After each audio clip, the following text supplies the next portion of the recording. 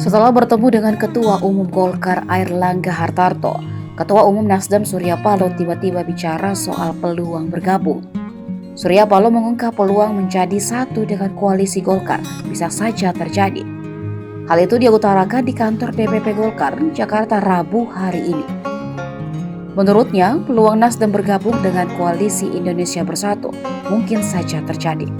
Termasuk sebaliknya, peluang parpol yang berada di koalisi Indonesia Bersatu bergabung dengan koalisi perubahan.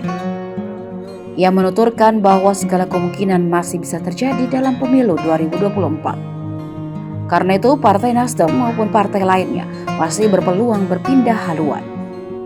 Diberitakan sebelumnya, Anies Baswedan sudah mengantongi tiket untuk maju sebagai calon presiden 2024 usai mendapat dukungan dari Partai Nasdem, Demokrat, dan Partai Keadilan Sejahtera.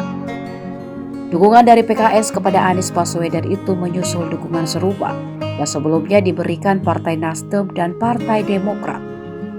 Sohibul menuturkan melalui dukungan tersebut, persyaratan presidential threshold 20% sebagai syarat pencalonan presiden sudah terpenuhi. Memang jika digabungkan suara ketiga partai itu secara total telah memenuhi ambang batas presidential threshold. Sesuai aturan ambang batas pencalonan presiden dalam pemilu presiden 2024 adalah 20% kursi parlemen atau 25% suara sah nasional.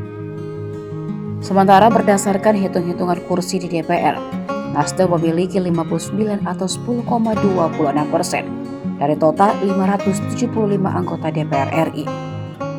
Kemudian PKS sebanyak 50 kursi atau 8,7% dan Partai Demokrat 54 kursi atau 9,4%. Maka bila ditotal ketiga partai itu sudah berada di angka 28,36% kursi di DPR.